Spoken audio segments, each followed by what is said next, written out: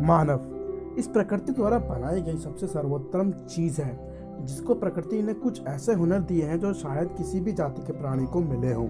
इसलिए लाखों सालों से मानव इस धरती पर राज करता हुआ आ रहा है और विकास के क्षेत्र में भी आज भी मानव सभी जीवों से बहुत आगे है। लेकिन क्या आपने कभी सोचा है कि ये मानव इस धरती पर कैसे आए? क्या आपने कभी सोचा है कि इनके विकास की शुरुआत कैसे हुई? तो चलिएगा इसमें आपको बताता हूँ।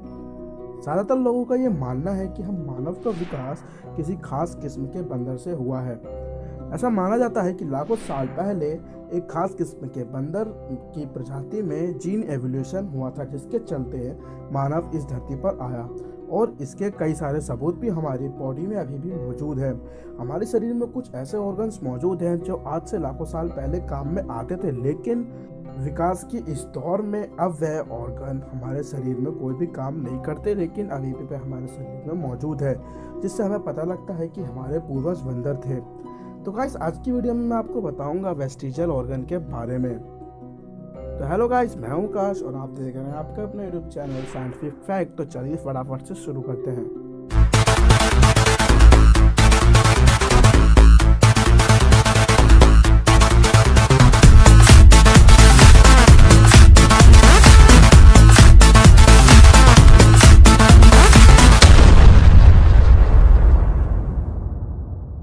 तो गाइस, सबसे पहले मैं आपको बता देता हूँ कि वेस्टिजियल ऑर्गन्स होते क्या हैं। वेस्टिजियल ऑर्गन्स ऐसे ऑर्गन होते हैं जो हमारे शरीर में मौजूद तो होते हैं, लेकिन उनका कोई भी काम नहीं होता। ऐसे ऑर्गन्स को वेस्टिजियल ऑर्गन कहा जाता है। अब आपके दिमाग में यह भी चल रहा होगा कि वेस्टिजियल ऑर्गन तो मौजूद है, लेकिन वह कौन से ऑर्गन्स हैं? तो गाइस, ये भी मैं आपको बता देता हूँ। तो हम सबसे पहले बात करते हैं अपने सबसे पहले वेस्टिजियल ऑर्गन के बारे में, जिसका नाम है अपेंडिक्स। एक दौर ऐसा था जब इंसान खाने को कच्चा खाया करता था, क्योंकि तब उन्हें आग के बारे में नहीं पता था कि वह क्या होती है। और हमारे पूर्वज ज़्यादातर घास फूस ही खाते थे, जिसके अंदर बहुत अधिक मात्रा में सेलुलोज होता था। इस सेलुलोज को पचाने के लिए अपेंडिक्स काम में लिया जाता था। इस अपेंडिक्स के अंदर सेलुलोज जाकर के पच जाता था, लेकिन जब मानव ने आग का आविष्कार कर लिया, फिर उन्होंने इसके बाद भोजन को पकाकर खाना शुरू कर दिया, जिसकी वजह से इस अपेंडिक्स का काम खत्म हो गया। धीरे धीरे करते करते अब ये हमारे शरीर में सिर्फ एक वेस्टिजियल ऑर्गन के रूप में मौजूद है। कभी कभार अगर इस अपेंडिक्स में हमारा भोजन चला जाता है तो वह सड़ने लगता है, जिसकी वजह से इसमें बहुत तेज दर्द होता है, जिसको अपेंडिक्स पेन कहा जाता है। और कई बार इसको ऑपरेशन करवा करके कटवा कर फेंकवाना पड़ता है, जिससे हमारे शरीर को कोई भी इफेक्ट नहीं पड़ता। तो गाइस, अब हम बात करते हैं हमारे शरीर में मौजूद दूसरे वेस्टिजियल ऑर्गन के बारे में, जिसको हम लोग विजडम टीथ या अक्ल दाढ़ के नाम से भी जाना जाता है।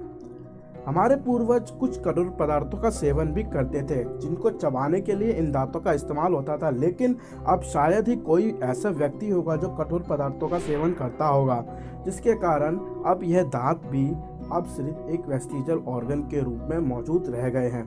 कभी कभी इन दांतों में बहुत अधिक दर्द होता है, जिसकी वजह से इनको निकलवाना पड़ता है, जो बहुत ही ज़्यादा दर्दनाक होता है। हमारा तीसरा वेस्टिजियल ऑर्गन है टेलबोन। एक ऑर्गन ऐसा है जो पक्का सबूत है कि हमारा जन्म बंदरों से ही हुआ था। टेलबोन हमारी रीढ़ की हड्डी के सबसे निचला भाग होता है, जहां कभी एक पूंछ लटका करती थी, लेकिन जब इंसान दो पैरों पर चलने लगा, धीरे धीरे करके इस पूंछ का काम भी खत्म हो गया और वह धीरे धीरे वह पूंछ भी गायब हो गई। अब सिर्फ रह गई है वहां पर एक टेलबोन। निकोटेटिंग मेम्ब्रेन, यह हमारे शरीर में मौजूद चौथा वेस्टिजियल ऑर्गन है, जो हमारे आँख के साइड वाला हिस्सा होता है। असल में जब हमारे पूर्वज इतने विकसित नहीं हुए थे, तब उनको शिकार करने के लिए कभी कभार पानी में उतरना पड़ता था, जिसकी वजह से उनमें आँख में पानी चला जाता था, जिसकी वजह से यह मेम्ब्रेन इनके आँख को कवर कर लेती थी, जिसकी वजह से उनकी आँखों के अंदर पानी नहीं जाता था और ना ही धूल के कण जाते थे। लेकिन जब से मानव ने गॉगल्स का आविष्कार कर लिया है, उसके बाद से अब ये निकोटीन मेम्ब्रेन अब हमारे शरीर में सिर्फ वेस्टिजियल ऑर्गन के रूप में मौजूद रह गई है। एरेक्टर पाइली, असल में यह ऑर्गन्स नहीं है, ये एक मसल्स है जो हमारे पूर्वज दूसरे जानवरों को डराने के लिए क्या करते थे। अक्सर आपने महसूस किया होगा जिसमें ऐसे प्रोसेस को जिसके अंदर आपके शरीर के बाल खड़े हो जाते हैं, जिसको हम लोग कहते हैं रोंगटे खड़े हो जाना। यह प्रोसेस इन मसल्स की वजह से ही होता है। जब हमारे पास हथियार नहीं थे तब हम लोग दूसरे जानवरों या दूसरे प्रजाति के लोगों को डराने के लिए इस चीज़ का इस्तेमाल करते थे, लेकिन अब मानव ने इतने खतरनाक हथियारों का आविष्कार कर लिया है जिसकी वजह से अब यह रोंगटे खड़े कर देने वाली मसल्स यानी इरेक्टर पाइली अब सिर्फ वेस्टिजियल ऑर्गन के रूप में हमारे शरीर में मौजूद रह गई है। तो गाइस, मैं आपको एक और बोनस वेस्टिजियल ऑर्गन के बारे में बता देता हूँ। असल में वह ऑर्गन नहीं है। आपने कभी हमारे जो शरीर पर मौजूद बॉडी हेयर होते हैं उनसे कभी कोई काम लिया है?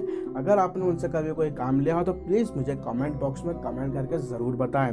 वैसे मैं आपको बता दूं कि ये बॉडी हेयर जब हमारे पूर्वजों के पास कपड़े नहीं हुआ करते थे तब ये बॉडी हेयर हमारे पूर्वजों के शरीर को ढक कर रखने में सहायता करते थे और उनके बॉडी के टेम्परेचर को मेंटेन किया करते थे।